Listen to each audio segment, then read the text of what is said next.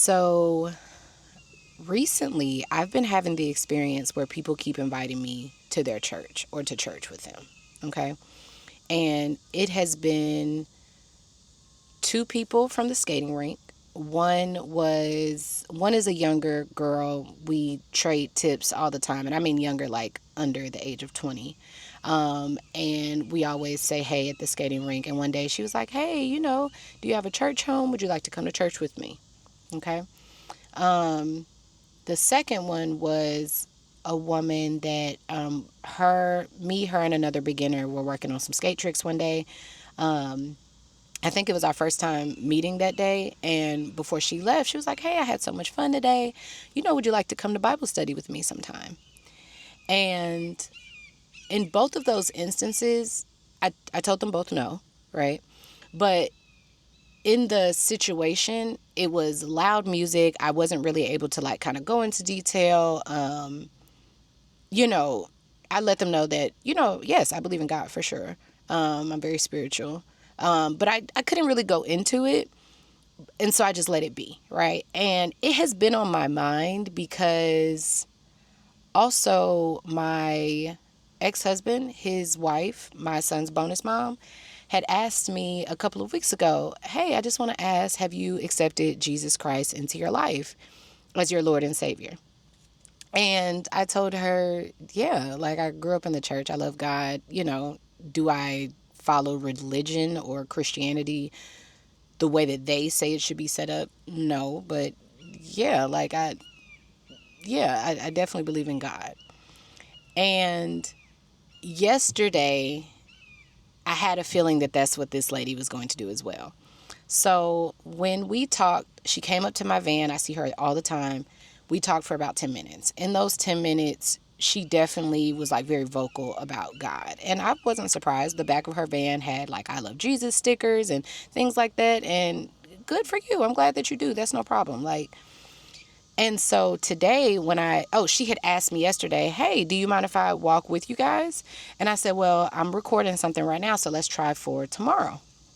So to be honest, I don't like walking with other people. Not really, because it's kind of awkward when you start walking and then you kind of want some silence, but someone's walking with you and if you don't know them very well, that awkwardness can be kind of awkward. Like me walking the first thing in the morning and just this walking journey period is my meditation time. Like that's the time for me to just have an alone moment. Like if there's a message for me, I'm going to get it when I'm alone, right? And so today when I got to the park, I couldn't find parking, so I parked a little ways away from her. And so I was going to go back and go knock on her window, but I was like, you know what? Let me do a lap around and then I'll knock on her window. That way I made sure I had a moment for myself, right? And I also had to go to the Verizon store today, so I knew I couldn't stay long. So I walked around the first time and I stopped at her van, knocked on the window. She didn't answer, so I'm assuming she was probably already on the walking trail. I ran into her, though, on my last lap. On my last lap, she was with two other people. She introduces them and she's like, "This is my husband and this is my sister in Christ." And it was an older black woman and then her husband, okay? And so I was like, okay. So I chatted with them a little bit, said hey to her husband because I didn't get to meet him yesterday, and asked him about a couple camping spots. We shared a couple camping things. She was sharing. I told her that we might go fishing this weekend, and so if they wanted to tag along, they're more than welcome to. And she was like, I'm in X, Y, and Z city. That's where Christ has me a lot lately, and so I just go where I'm told to go. I said, okay, that's no problem. I said, well, I have to run to, the Verizon store before they get packed because, people go on their lunch breaks and then at the end of the day. So it's just easier to get into the store at the beginning of the day. And I had been going in that store went in the store 3 times and they still have not fixed my issue. So, and then they had cut the phone off because of this issue they ain't fixed, right? So I'm like, okay, I got to make time to go today. So I said, well, I'll just, we'll probably see each other tomorrow. I continue walking. I'm almost to my van and she catches up with me and she's like, "Hey, I don't know how to say this, but and I said, "Hey, you can always talk candidly and freely to me as long as there's respect. Just talk." And she was like, "I was walking with them and then I dropped down to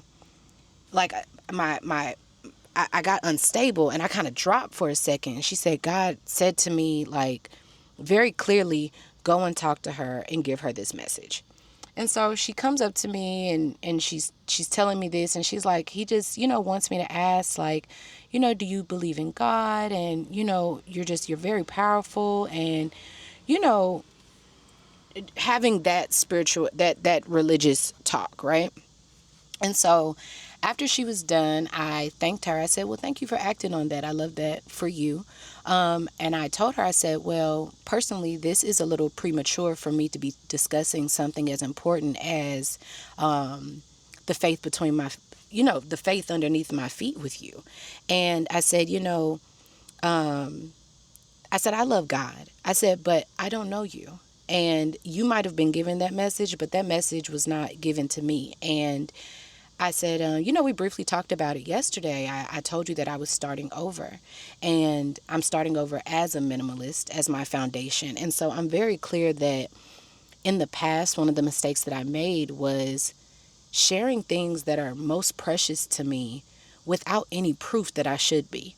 And I said, though my relationship with God is not visible to everyone, I know what my relationship is with my spirituality and with the divine and with God and the universe. And before I go into that with someone, I need to know that that's who I'm supposed to be going into that with. I said, because it's special. And I said, similar to my child, I would not leave him with anybody or anything like that. And I have to treat myself as such. And I said, my relationship with my faith is what has kept me in these last 2 years. And so though your intentions seem good and you seem swell, I said, I don't know you. And so, she had asked, could she pray with me? And I said, you can do, I don't want to pray with you. Not because I don't believe you. I said, but I don't know what God you're praying to. I know who my God is for me, but I don't know who your God is for you, or what you following God looks like for you, or what are you praying for me? Are you praying that I get back on track? Are you praying this person comes to church? Like, I don't know what your intentions are, and you don't either. And if God is sending you a message to come talk to me, He's not sending you a message without me getting the same message, or saying that, hey, someone is coming to deliver you a message. And I get messages, signs, and synchronicities all the time. Y'all know damn well I look into every little thing. I said, but there is no way for me to know that you're that person. I said, and she was like, I apologize. I said, no, you're not doing anything wrong.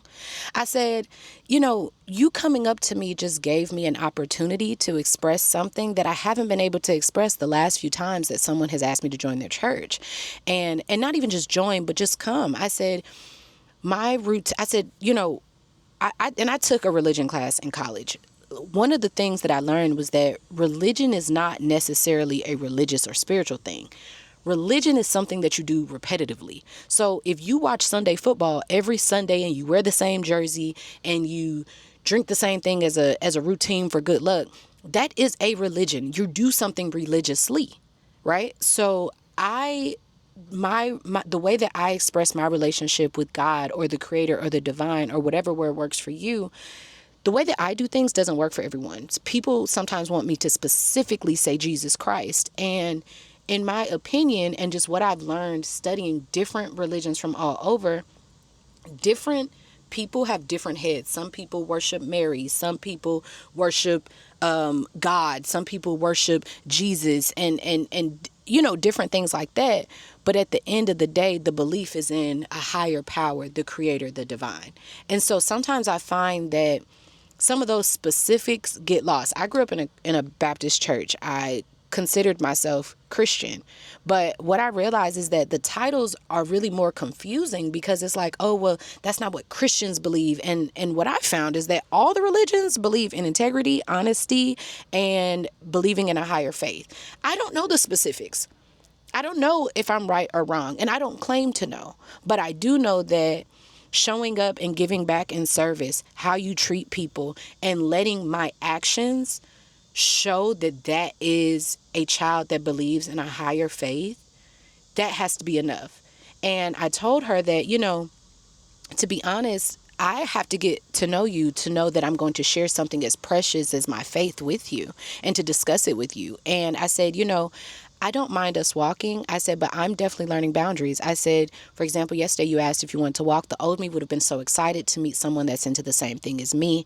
And I would have abandoned my schedule of what I needed to do. I said, even today, I wanted to come and knock on your window, but I said, you know what? Let me make sure I get what I need first before I correspond with someone new, and give that moment of time that I carve out every morning for myself to someone else before I walk around, because I don't know what you're going to talk about. I don't know if I'm going to want to talk about that.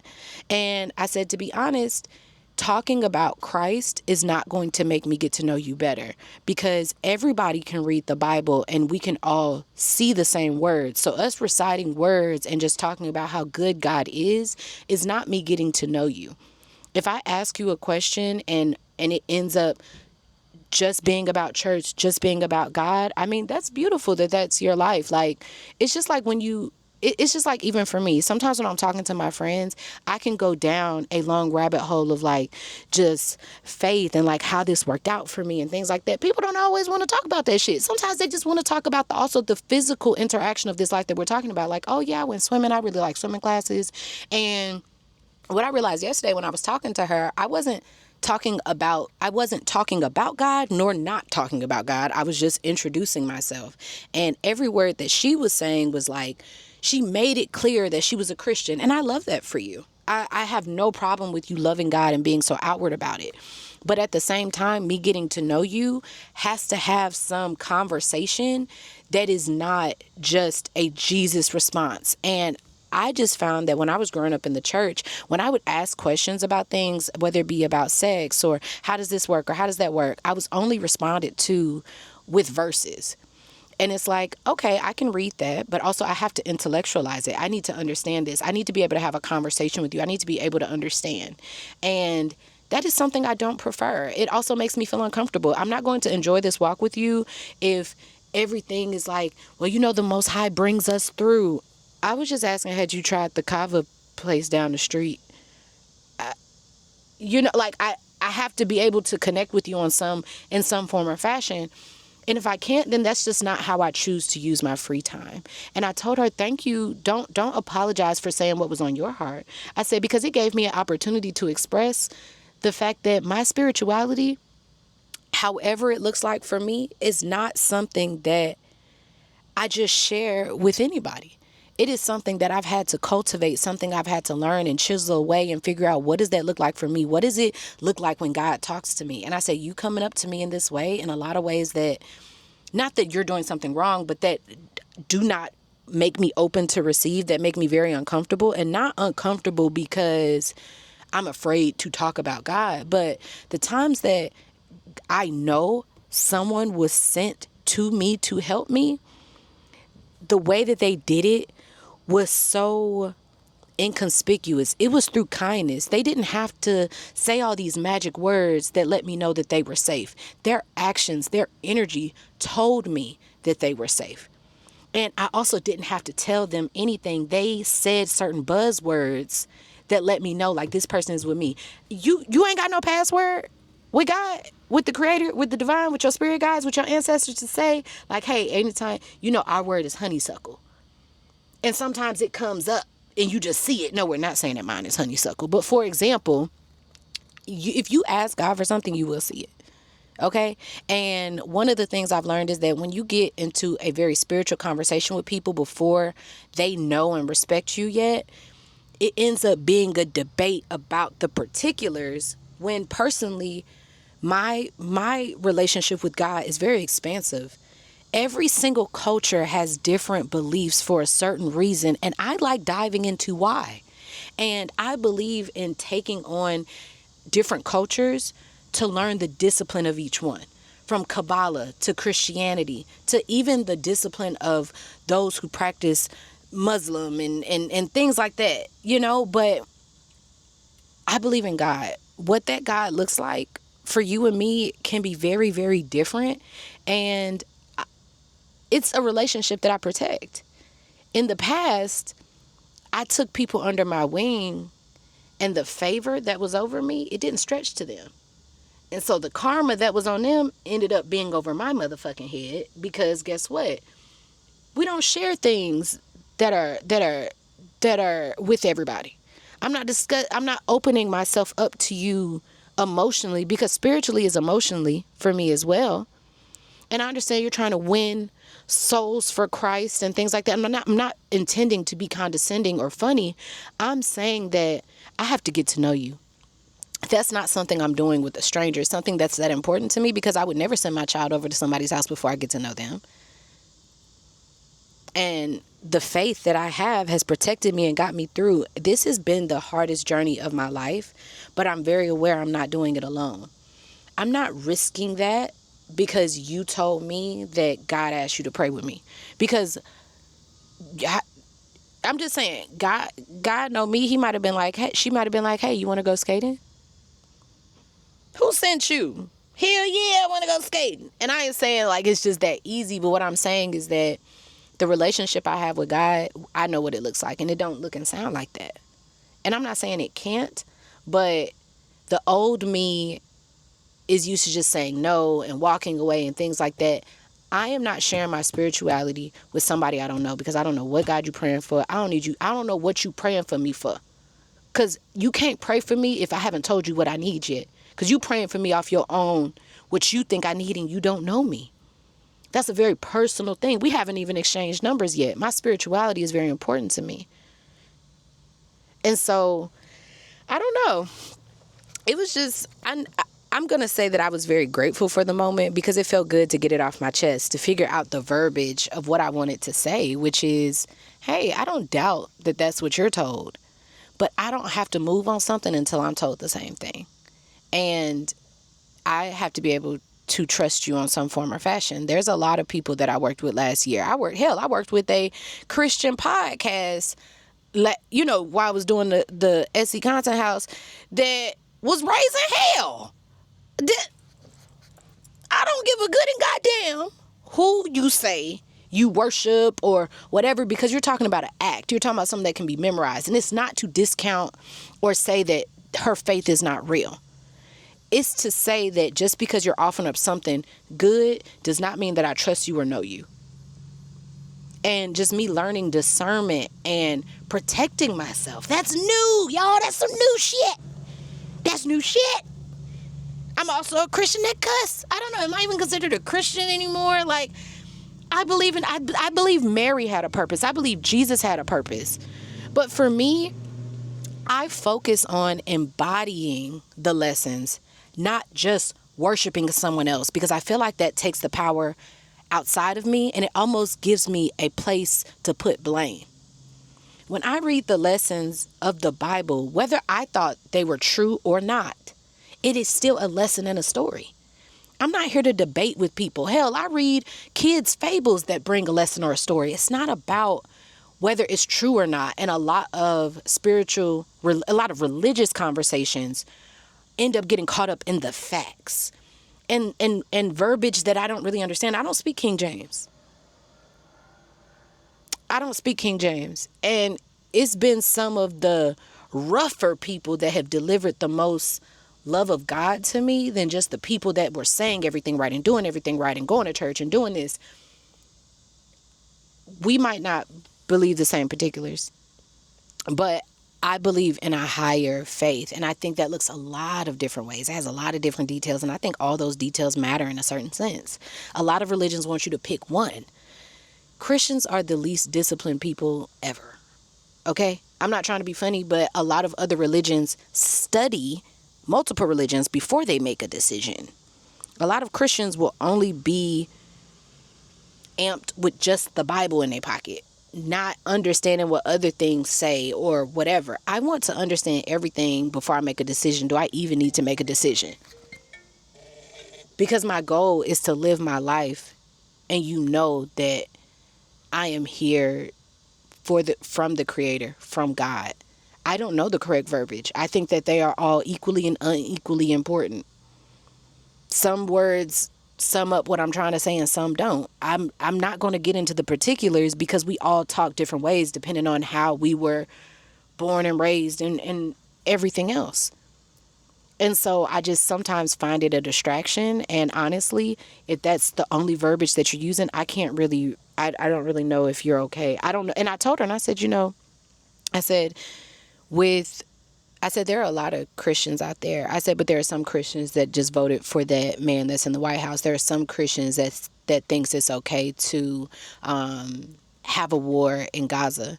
I said, so I don't know. I said, I don't know who you voted for. And she kind of got a little quiet. And be clear, they were a white couple. They were like a 40-year-old male, female, white couple.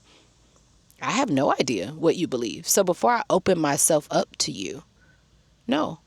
Because a lot of people they love Christ, but they kind of racist. Like, I'm not saying that you are. What I'm saying is that if I can't answer those questions, I'm not sharing the most intimate thing, the most solid thing in my life with you, which is my faith and what I believe in. And it's not about whether we agree or not. We can agree, we can believe in the exact same things, and I still may not fuck with you, because what does your life look like? I don't give a damn what you repeat to me. What does your life look like that? Does your life reflect what you believe? And I'm not, no. And I just think that that's growth for me. That's growth for me. And right after I did that, I finally got my Verizon bill handled. And I got the help that I needed. I went up there 3 times before this. And mind you, it was an issue that was not my fault. I was told that I cut that line off in March. Whole time, they had still been charging me. And every time I tried to say, hey, I'm cutting this line back on, I can pick up the bill from now, but y'all can't charge me for all them other months when I was told the phone was not on, when I left out of here and it said phone no service, and they were giving me issues. I 3 different times and a lot of time, and it still didn't work out. I kept my cool, and I was acting in a way that reflected that I know that I'm taken care of. And so I went in today, told them what happened. I said, hey, hopefully we can work it out this time. And guess what? I got help and then some today. To me, that's my faith, that I am always taken care of. The lack of anxiety, the lack of fear in my life, that is faith. Faith believing that it's going to work out, that something divine is orchestrated. I don't have the exact words and verbiage to prove that I'm believing in the right thing. And I don't feel like consuming myself with it right now. It doesn't seem important. I was brought up. My dad was a deacon in our church.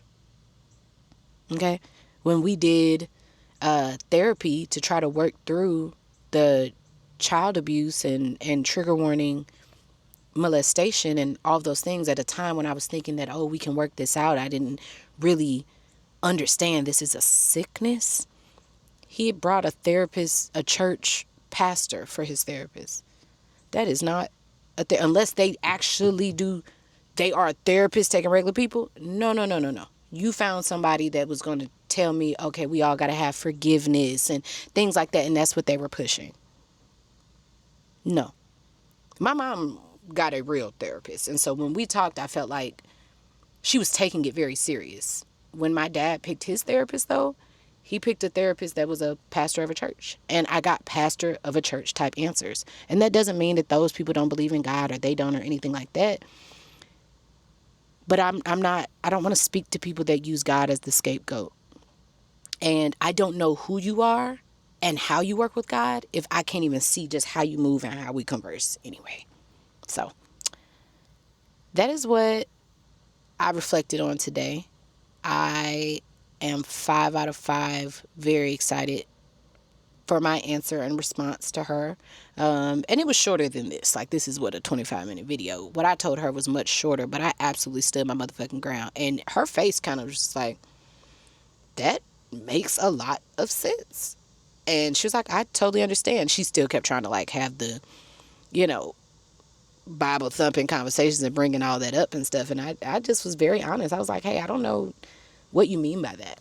I said, if you study and you speak Italian and I've studied and I speak Portuguese, those are not the languages that we come together to get to know each other. I said, we come together where we have common ground, which would be in English and van life and seeing where that takes us. And if it is alignment, then we can talk about our faith and what that looks like for us. But, so yeah, I was happy with that. And I also told her, she was like, hey, if I'm not here tomorrow, then I'll see you the next. And I said, oh, no.